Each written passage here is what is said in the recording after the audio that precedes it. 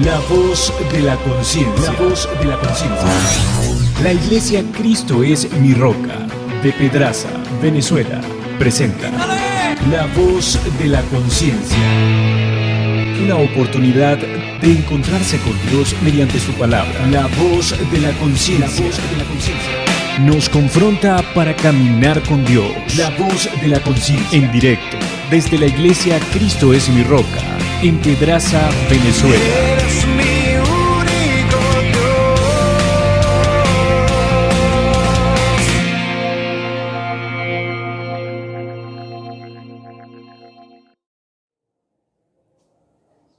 Buenos días, saludos a todos, Dios les bendiga. Vamos a continuar con nuestro estudio exegético a través del Evangelio de Mateo. En esta ocasión continuamos con el capítulo 2, versículo 13 en adelante. Vamos a hacer lectura de este texto bíblico. Después que partieron ellos, he aquí un ángel del Señor apareció en sueños a José y dijo: levántate y toma al niño y a su madre y huye a Egipto y permanece allá hasta que yo te diga. Porque acontecerá que Herodes buscará al niño para matarlo. Y él despertando tomó de noche al niño y a su madre y se fue a Egipto. Y estuvo allá hasta la muerte de Herodes, para que se cumpliese lo dicho por el Señor por medio del profeta, cuando dijo: de Egipto llamé a mi hijo. Herodes entonces, cuando se vio burlado por los magos, se enojó mucho y mandó a matar a todos los niños menores de 2 años que había en Jerusalén y en todos sus alrededores, conforme al tiempo que había inquirido de los magos. Entonces se cumplió lo que fue dicho por el profeta Jeremías cuando dijo: voz fue oída en Ramá, grande lamentación, lloro y gemido, Raquel que llora a sus hijos y no quiso ser consolada porque perecieron.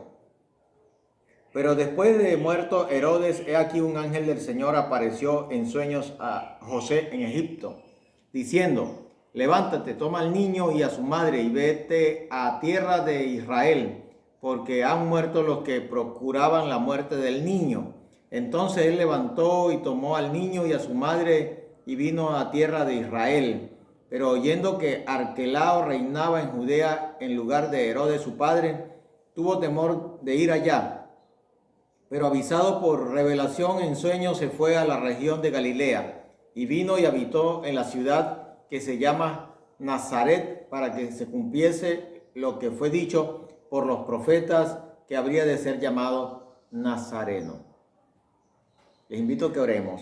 En el nombre de Jesucristo te damos gracias por tu palabra, Padre Santo. Pedimos dirección de parte tuya y que ministres en nuestros corazones a través de tu palabra. Haznos sensible a tu voz, a tu palabra, de tal manera que esta palabra tuya sea productiva en nuestras vidas espirituales, en nuestro carácter, en toda nuestra vida, Señor. En el nombre de Cristo Jesús. Amén. Este relato narra la primera persecución que va a sufrir nuestro Señor Jesucristo, aún siendo un niño. ¿Sufre usted persecución? Pues Jesús sufrió siendo aún un niño. He titulado el tema de hoy: la primera persecución de Jesucristo. La historia del Evangelio es una historia de persecución. Aún desde sus raíces, Israel es una nación de donde vienen los pactos, de donde vino el mismo Mesías, las profecías, y es una nación que ha sido perseguida por todos los imperios del mundo de la antigüedad, como Egipto, Asiria, Babilonia, Roma, y en tiempos modernos por Hitler y todos aquellos que han abrazado el espíritu antisemita. ¿Sabes por qué? Sencillamente porque de allí viene el Salvador. Esa es la razón. Todo aquel que se vincula al Salvador, de una u otra manera, sufre persecución a través del espíritu del mundo. ¿Es usted cristiano?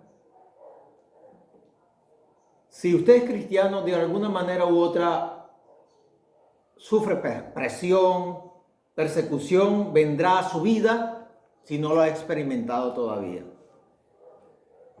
Encontramos dentro de estas raíces el linaje de David. David mismo fue perseguido por el rey Saúl, y la razón es porque de allí vino el Salvador. Jesús, su historia hasta la cruz ha sido una historia de presión, de persecución. Y él dijo en una ocasión, cuando iba camino a la cruz: si esto hicieron con el árbol verde, ¿cuánto no harán con el seco? Si usted observa la vida de los mismos discípulos, todos los apóstoles, todos murieron martirizados, a excepción de Juan. Unos crucificados como Pedro, dice la tradición que fue crucificado y que él pidió ser crucificado distinto a su maestro porque no era digno de morir aún como su maestro. Y ahí lo crucificaron con la cabeza hacia abajo. El apóstol Pablo fue martirizado, le cortaron la cabeza, fue decapitado.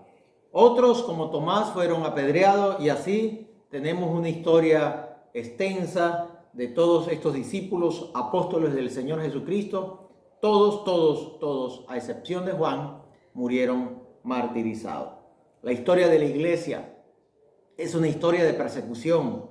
Millones, tal vez algunos calculan unos 5 millones de personas murieron en manos del Imperio Romano, en el Coliseo romano. Otros, durante la historia de la Iglesia Católica, lo que se conoce como la Inquisición, millones de cristianos, por solo leer la Biblia, fueron también martirizados y muchísimos murieron. Tiempos actuales, en manos de estados comunistas o estados musulmanes, muchos cristianos están sufriendo hasta la muerte. Esa es la historia del Evangelio. Una historia de sangre, pero también una historia de gozo, una historia de salvación. ¿Cómo vive usted como cristiano? ¿De qué se queja usted como cristiano? ¿Le dan ganas de abandonar este camino? Acuérdese que así ha sido la historia de este maravilloso evangelio, porque hay una lucha constante con el espíritu del mundo. Y lo que dijo Jesús: si esto hicieron con el árbol verde, ¿cuánto no harán con el seco? Voy a compartir con usted en el mismo evangelio de Mateo, antes de estudiar la primera persecución que sufrió nuestro Señor Jesucristo, lo que dice la bienaventuranza. La bienaventuranza es como una escalera de felicidad, y la cima de ella dice lo siguiente, capítulo 5, versículo 10. Bienaventurados los que padecen persecución por causa de la justicia, porque de ellos es el reino de los cielos. Bienaventurados sois cuando por mi causa, está hablando Jesús, os vituperen y os persigan, y digan toda clase de mal contra vosotros mintiendo. Gozaos y alegraos, porque vuestro galardón es grande en los cielos, porque así persiguieron a los profetas que fueron antes de vosotros. Así es el evangelio. Parece algo extraño. En medio de la persecución hay una bienaventuranza, hay un gozo, hay una alegría, por identificarnos con el mismo vituperio de nuestro Señor Jesucristo. Veamos algunos aspectos de esta primera persecución que sufrió nuestro Señor Jesucristo en Mateo capítulo 2. Yo le invito que mantengamos o volvamos a ese texto de Mateo capítulo 2, versículo 13 en adelante. Hoy vamos a ver un aspecto de esta primera persecución de nuestro Señor Jesucristo. Y los versículos 13 al 15 encontramos que en ella Dios advirtió la misma persecución que iba a sufrir en nuestro Señor Jesucristo. Dice versículo 13 que un ángel del Señor se le apareció a José en sueños y le dijo, le dio órdenes: levántate, toma al niño y a su madre y huye a Egipto. Y allí continúa el relato bíblico. Esta persecución se estaba gestando en el corazón de Herodes. Estaba en las motivaciones de Herodes. Y José, María no lo sabían. Ellos como familia no sabían lo que había en el corazón de este perverso hombre. El versículo 3, que ya estudiamos en el estudio pasado, dice que cuando Herodes se enteró por la información que trajeron los sabios del oriente, la traducción Reina Valera lo traduce como magos, cuando ellos supieron, cuando Herodes supo que había nacido el rey de los judíos, dice que se turbó, y Jerusalén también con ella. Versículo 7 nos narra que él llamó a estos hombres y les pidió que indagaran acerca de dónde había nacido el Señor Jesucristo y que se lo hicieran saber para ir y adorarle, decía él. Hay algo interesante también. El ángel, cuando habla con José, dándole las órdenes de que huyera a Egipto, encontramos en esa conversación que usa dos verbos en futuro. Es decir, era algo que estaba en el corazón de Herodes, hacerle daño a Jesús, pero que todavía no había salido, estaba en su corazón. Pero Dios, que conoce todo, conoce las intenciones, indudablemente puso en advertencia a José y a la familia. Dice el versículo 13, voy a hacer la lectura completa. Después que partieron ellos, he aquí un ángel del Señor apareció en sueños a José y dijo: levántate, toma al niño y a su madre y huye a Egipto y permanece allá hasta que yo te diga, porque acontecerá, futuro, que Herodes buscará, futuro, al niño para matarlo. Es decir, repito estas ideas, Herodes tenía una intención oculta. ¿Cuántas personas no tendrán una mala intención contra usted? Y usted no lo sabe. Hay muchas personas que acechan nuestras vidas, nuestro empleo, por envidia o por diversas razones. Y nos están montando una trampa y no lo sabemos. Sí los hay, indudablemente, pero Dios lo sabe. Dios lo sabe, y si usted es una persona que mantiene una comunión con el Señor, quien puede salir a tu defensa es el Señor mismo, como lo hizo en este caso con esta familia, la Sagrada Familia, José, María y Jesús. ¿Sabe que la persecución el Señor lo ha advertido? Sobre nosotros Él ha dado advertencia. En 1 Pedro 4:12 encontramos que Él dice unas palabras interesantes. Vamos a ir allá. 1 Pedro 4:12. Esta comunidad de Pedro era una comunidad que estaba sufriendo persecución. Se cree que era Herodes quien estaba... No, Nerón era quien estaba como emperador en ese momento, y muchos cristianos estaban siendo rudamente perseguidos. Dice el versículo 12 de 1 Pedro 4, amados, no os sorprendáis del fuego de prueba que os ha sobrevenido, como si alguna cosa extraña os aconteciese. Para nosotros los cristianos no debe ser algo extraño, algún tipo de persecución. No debe ser algo extraño. Forma parte de nuestra naturaleza mientras estamos en esta peregrinación acá en el planeta. Regresamos al Mateo 2:13.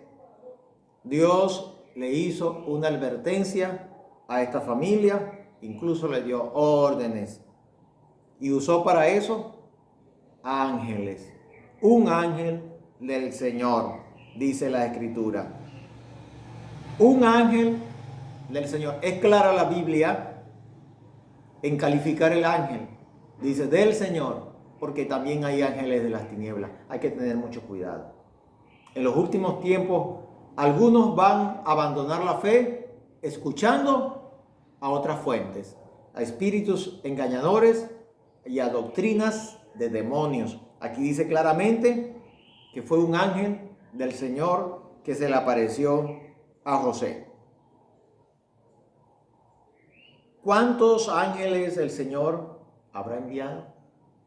Aún en tiempos actuales, de acuerdo a Hebreos 13, el Señor sigue enviando ángeles para ministrarnos a nosotros. Voy a compartir con ustedes algunas funciones de los ángeles que hacen a nuestro favor. Hebreos 1:14 dice que son espíritus ministradores que ministran a nuestro favor. Voy a hacer lectura. Hebreos 1:14 dice: no son todos espíritus ministradores enviados para servicio a favor de los que serán herederos de la salvación. El contexto nos está hablando de ángeles y son espíritus que ministran a favor suyo y a favor mío como hijos del Señor. Una de las maneras como ellos trabajan a nuestro favor es que nos defienden. El Señor los ha puesto para defendernos. De acuerdo a lo que dice Salmos 34, el ángel de Jehová acampa alrededor de los que le temen y los defiende. Voy a buscar ese texto. Si usted lleva gusto, lo busca también. El ángel de Jehová acampa alrededor de los que le temen y los defiende, dice las Escrituras. Aquí hay una condición bíblica, una condición espiritual, temer a Dios. Si usted teme a Dios, yo temo a Dios, contamos con esta promesa, porque es una promesa que también hay en este texto, del ángel de Jehová. Dos cosas se nos prometen. Número uno, acampar, no estamos solos. Si usted es cristiano, allí donde usted se encuentra, usted no está solo. Espiritualmente usted no está solo. Usted cuenta con, es verdad, con el Espíritu Santo. Pero también usted cuenta con los ángeles que Dios les ha asignado a usted para, número uno, acampar a su alrededor. La idea hebrea es la idea de un campamento militar alrededor suyo. Y número dos, defenderle. Cada vez que me encuentro con este texto, viene a mi mente lo que hizo el ángel de Jehová en tiempos de Ezequías con Jerusalén. Cuando Asiria, aquel imperio antiguo que tenía mucho poder militar, había arrasado las ciudades del mundo, los países del mundo, las ciudades aún de Judá, y quedaba solamente la capital, que era Jerusalén. Y se propuso conquistarla. Mandó un capitán, el emperador asirio, y la rodeó. Está en Isaías 36 y los textos que también se encuentran en Crónicas. No recuerdo exactamente primera o segundo de Crónicas. Pero esta historia siempre lo recuerdo cuando leo Salmos 34:7. Y lo cierto que amenazaron a Ezequías. Ezequías no tenía el poder militar para responder. Él acude a Dios a través del profeta Isaías, y la palabra que el Señor le envía a través de Isaías es que no iba a haber ni siquiera un disparo, ninguna flecha, no iba a detonarse ningún arma militar. Y en la noche el Señor envió este ángel, el ángel de Jehová. Descendió al campamento y mató 135,000 soldados asirios. Solo dejó al capitán vivo. Un ángel, a hombres militares entrenados para la guerra. Un ángel. Me da aliento esta historia, lo que dice la Biblia, porque es el mismo ángel que el Señor le ha asignado a usted, me ha asignado a mí, para defendernos. Así ministra el Señor sobre nuestra vida. Uno, defendiéndonos. Habrá momentos en que el ángel no nos defiende. Si usted o yo no tememos a Dios, dejamos de temerle o hacemos actos que no son actos de alguien que teme a Dios. En ese momento perdemos la condición para contar con el ángel que acampa y defiende a nuestro alrededor, a nuestras vidas.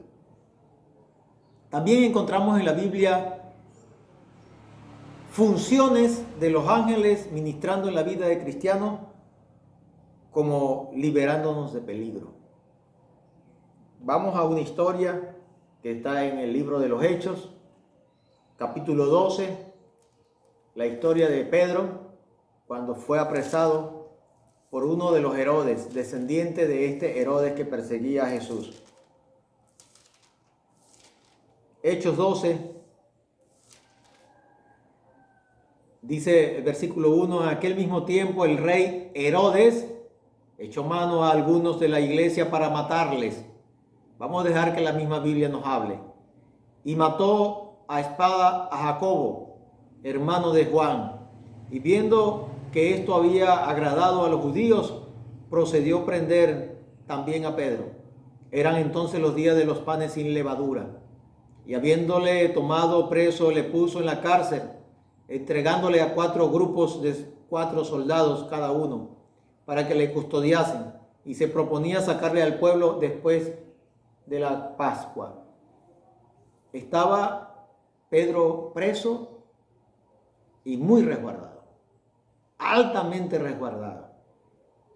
16 soldados por grupos de 4 grupos de 4. Así que Pedro estaba custodiado, dice el versículo 5, en la cárcel. Observe lo que dice la Biblia. De esta manera estaba custodiado Pedro, o sea, había una alta seguridad para que Pedro no escapase. Pero aquí está la diferencia. Dice, pero la iglesia hacía sin cesar oración a Dios por él. Había un arma que estaba usando la iglesia, el arma que Dios nos ha dado, la oración. No contrataron cuerpos de seguridad o fueron a lanzar piedras o a gritar, a hacer marchas, nada de eso. Solo usaban la herramienta más poderosa que Dios nos ha dado, la oración. Versículo 6 encontramos cómo Dios actuó a través de un ángel. Y cuando Herodes le iba a sacar aquella misma noche, estaba Pedro durmiendo entre 2 soldados sujetos con 2 cadenas. Y los guardas delante de la puerta custodiaban la cárcel.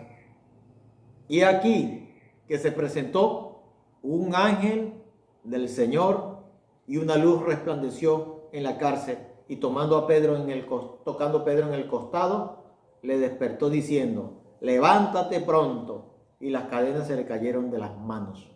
Y le dijo el ángel, cíñete y átate las sandalias. Observo algunas cosas. Hay responsabilidades de nosotros que Dios nos asigna a nosotros y hay responsabilidades de Él. Por ejemplo, el ángel no lo ciñó, ni lo vistió, ni le puso los calzados. No, hazlo tú mismo. Y tampoco lo levantó. Le dijo, levántate, levántate. Hay acciones donde usted debe tomarla porque le corresponde a usted y son las responsabilidades suyas. Y hay acciones donde Dios le corresponde. Porque hay acciones donde nosotros no podemos hacer nada y Dios dijo, bueno, eso me toca a mí. Por ejemplo, que su marido se convierta, eso es tarea de Dios, no es tarea suya. O que su esposa se convierta, o su hijo se convierta, son tareas del Señor. Nosotros hacemos nuestra parte, predicar. Nosotros hacemos nuestra parte, vivir la vida cristiana, y lo demás lo hace el Señor.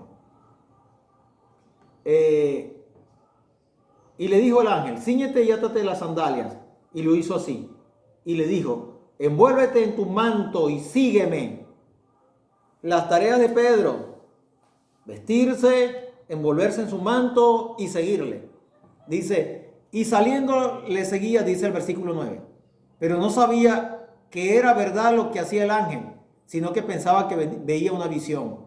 Habiendo pasado la primera y la segunda guardia, llegaron a la puerta de hierro que daba a la ciudad, la cual se le abrió por sí misma. Y salidos pasaron una calle, y luego el ángel se apartó de él. Y ahí quedó Pedro, parece que solo, y a correr Pedro.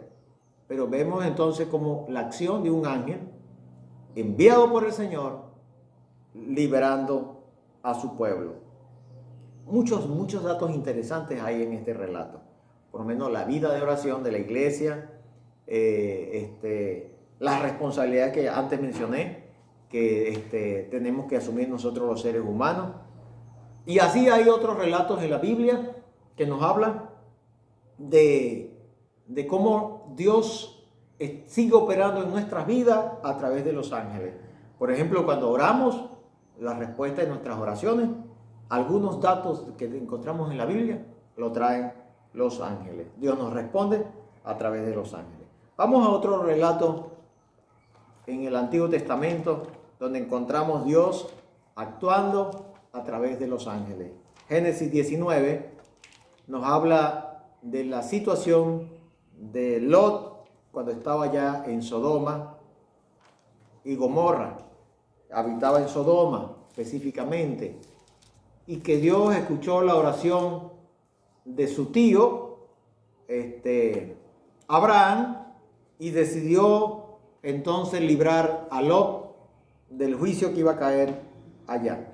Voy a leer versículo 1, 19:1 de Génesis. Llegaron pues los dos ángeles a Sodoma a la caída de la tarde, y Lot estaba sentado a la puerta de Sodoma. Y viéndolos, Lot se levantó a recibirlos y se inclinó hacia el suelo. Y dijo: ahora, mis señores, os ruego que vengáis a casa de vuestro siervo y os hospedéis y lavaréis vuestros pies. Hay algunos datos aquí interesantes. Los ángeles antes habían visitado a Abraham, y la descripción que da el capítulo 18 fue como al mediodía, pleno calor del día, versículo 1 del capítulo 18. Y a Lot lo visitan al atardecer y lo toma la noche. El resto de la historia se da en la noche. Aquí hay un código secreto de la condición espiritual que estaban viviendo estos dos hombres. Abraham tenía una vida espiritual como del día, del mediodía, porque somos hijos de la luz, y él vivía así. Mientras que Lot vivía en una condición espiritual como de la noche, y así vivía Sodoma. Por eso los ángeles intervienen en la noche, en plena oscuridad intervienen. Y el resto del relato nos habla de una condición moral, sexual, muy depravada. Había homosexualismo en abundancia. Parece que toda la población estaba en esta conducta, porque dice las escrituras que ellos fueron, rodearon la ciudad, rodearon la casa donde estaban estos ángeles, y dice que desde el más joven hasta el más viejo, dice todo el pueblo junto, dice versículo 4. Y ellos pidieron tener un contacto homosexual con estos relaciones homosexuales con estos ángeles. Quiero ir a algunos versículos que notemos. Versículo 10, cuando ellos deciden librar a Lot, ¿cómo observamos qué hacen los ángeles?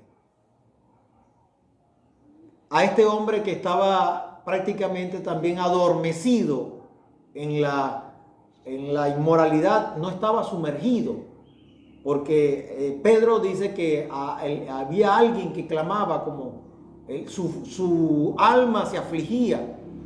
Y Génesis 18, el Señor le dice a Abraham que el clamor había subido al cielo. Probablemente ese clamor podía haber sido del mismo Lot. Versículo 10 dice: entonces los varones alargaron la mano y metieron a Lot en casa con ellos y cerraron la puerta, porque Lot había salido a mediar, a conversar con esta gente depravada y lo estaban maltratando. Dice el 11: y a los hombres que estaban a la puerta de la ciudad hirieron con ceguera desde el menor hasta el mayor, de manera que se fatigaban buscando la puerta. Y dijeron los varones a Lot: ¿tienes aquí alguno más? Yernos y tus hijos y tus hijas y todo lo que tienes en la ciudad, sácalo de este lugar. Comienzan a darle órdenes para librarlo, porque vamos a destruir este lugar, por cuanto el clamor contra ellos ha subido de punto delante de Jehová. Por tanto, Jehová nos ha enviado para destruirlo. Hay algo que voy a comentar acá. Es Dios quien le da órdenes a los ángeles. Ellos dicen: Jehová nos ha enviado. Es Dios, no el cristiano.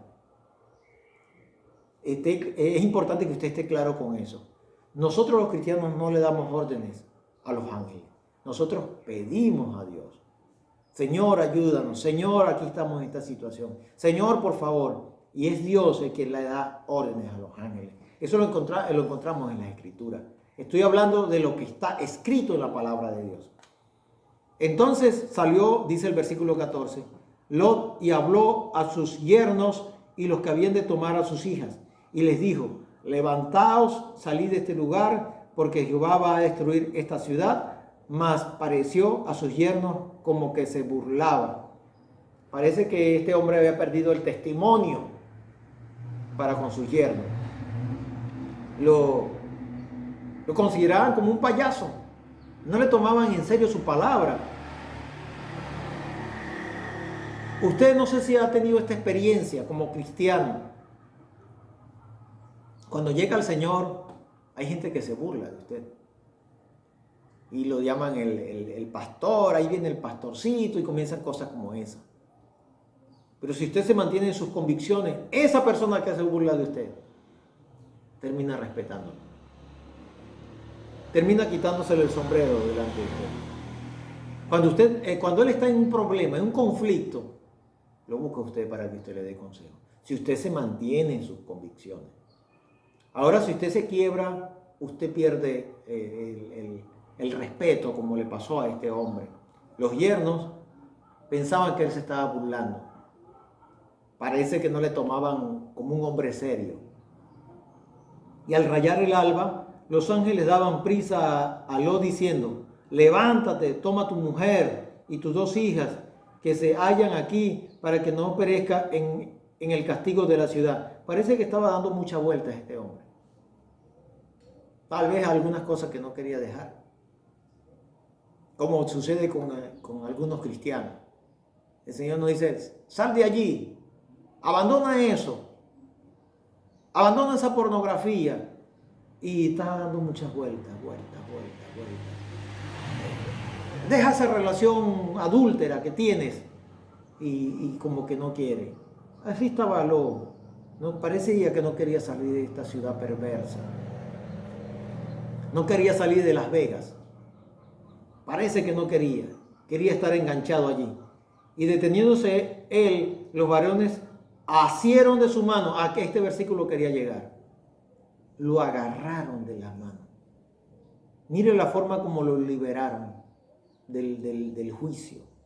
Lo arrastraron, se lo llevaron a él y a la familia, tomados de la mano. Si usted sigue leyendo el resto del texto, eso fue la manera como lo llegaron a sacar de allí. Pero es interesante cómo Dios usa estos seres llamados ángeles para ministrarnos, liberándonos. En el caso de Pedro, se le dio instrucciones y Pedro obedeció. caso de Lot era así como a medias, la obediencia era a medias, y sin embargo, el Señor lo liberó y aún tomado de las manos, casi a rastras se lo llevaron y así lo liberó. Les repito esto, nadie le da órdenes a los ángeles, sino solo Dios. Digo esto porque he venido escuchando predicadores donde ellos dicen que ellos mismos le dan órdenes a los ángeles, que mandan a arreglar su ropa y los ángeles se la arreglan, que le mandan a arreglar sus bolsos si van de viaje y los ángeles lo hacen. He escuchado a algunos predicadores en este asunto, porque dicen que están en un nivel superior al nivel del resto de los cristianos. Suena algo extraño eso, ¿verdad? La Escritura enseña esto. Nosotros oramos al Dios de los cielos. No hay culto a los ángeles. Solamente estoy resaltando cómo Dios usa a los ángeles, y a quien damos la gloria, la honra y el honor es al Dios de los cielos. Cuando un cristiano peca y no confiesa su pecado, ni se aparta, no podemos contar con la protección del Señor a través de los ángeles. Si usted abusa de velocidad en su vehículo, 140, 160, de velocidad, ellos se van a bajar de tu carro, no porque tengan miedo, ellos no le van a suceder nada, sino porque usted está cometiendo un pecado. Y tómese, agárrese de las consecuencias, lo que va a suceder. No cuente con la protección del Señor, no cuente con esos ángeles que te van a cuidar porque estás cometiendo pecado. Si hablas mal de otro a las espaldas, ves pornografía, hay relaciones rotas que no has querido enmendar, no pagas impuestos, no pagas el diezmo, porque también hay una doctrina que se está lanzando a través de las redes contra el diezmo, pero ahí están las Escrituras. Si eres una persona avaro, si estás involucrado en el chisme y no te arrepientes, no cuentes con la protección del Señor.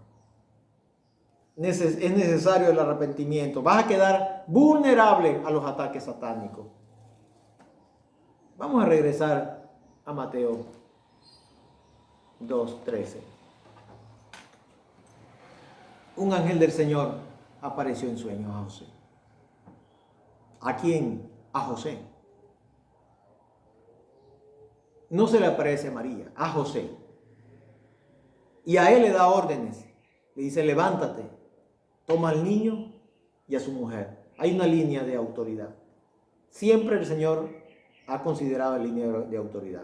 Respeta la línea de autoridad. Sucede con las iglesias, los pastores. Él trata con nosotros los pastores para tratar lo que tiene que ver con iglesia al resto de la iglesia. Por supuesto, Él trata con su vida.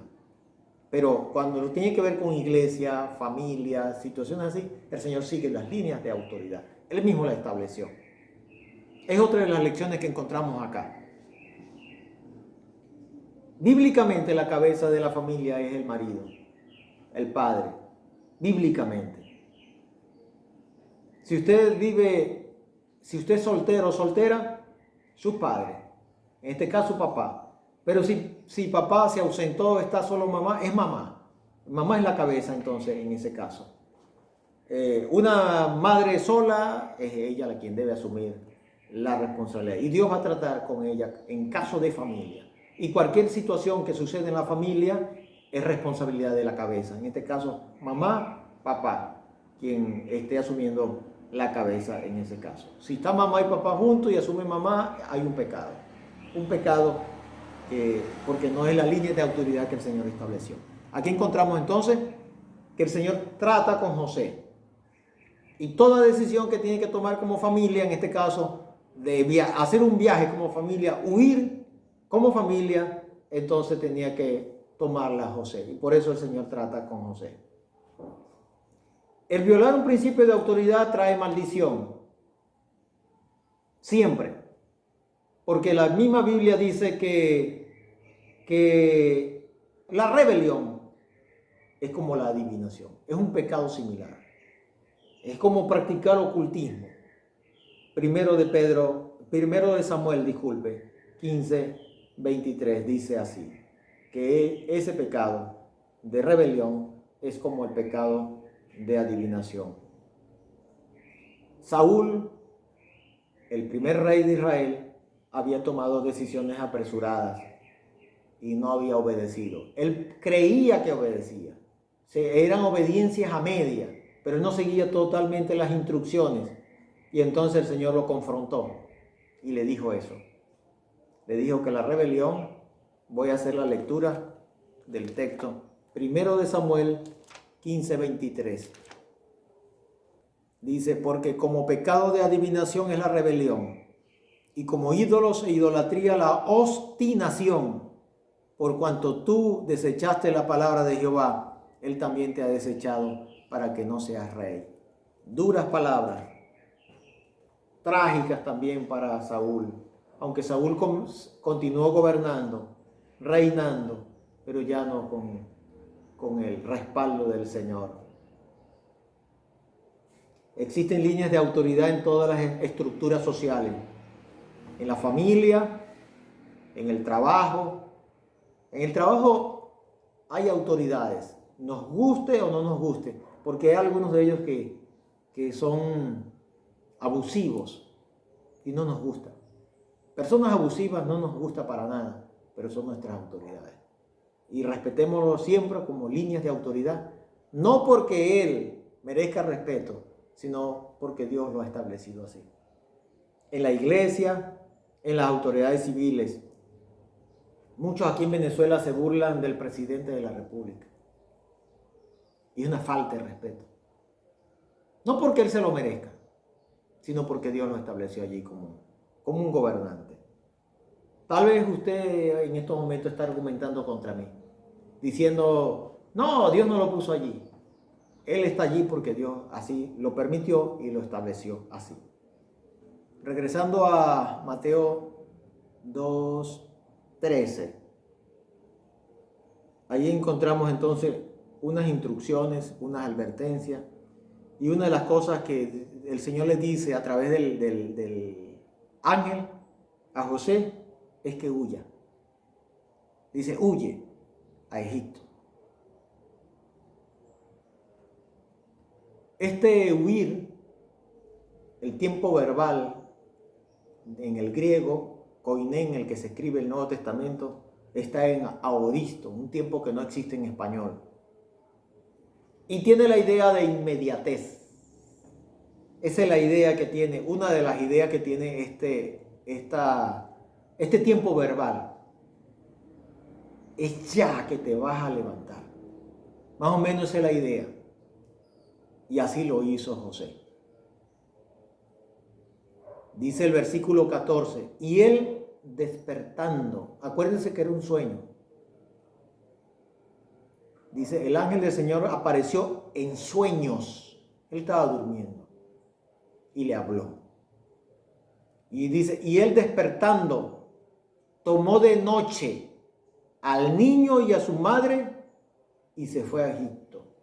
Era un asunto que no tenía que esperar, porque ya se estaba desatando la persecución. Es interesante esto, cómo José era un hombre también obediente. De una, hizo lo que el Señor le dijo. Aquí hay una instrucción específica. A Egipto le dijo. Aunque Egipto espiritualmente ha tenido un significado negativo, espiritualmente, el Señor le dijo, es allá donde te vas a ir. ¿Por qué a Egipto? ¿Por qué no a Persia? ¿Por qué no a Babilonia? ¿Por qué no a otro imperio fuerte, otra nación fuerte?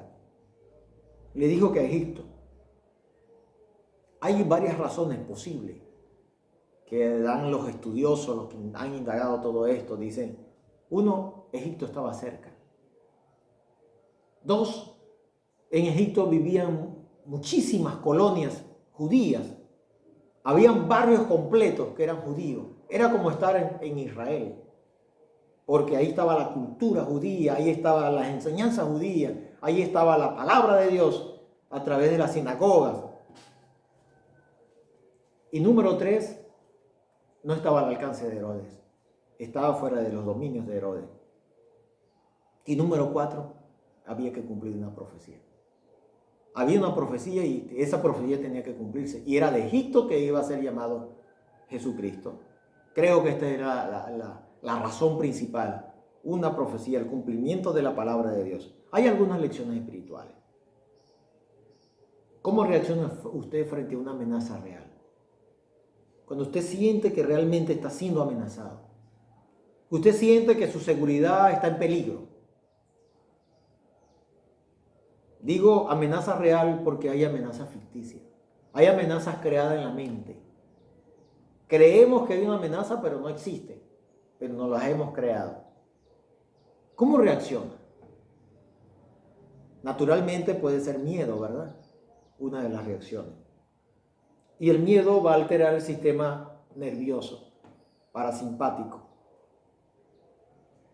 Y el Señor con frecuencia nos ha dicho, nos ha dado órdenes. No tengas miedo. Puedes reaccionar con ansiedad. Aquí José reaccionó con obediencia. Obedeció.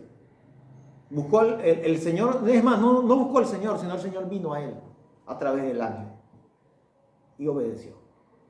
Huyendo.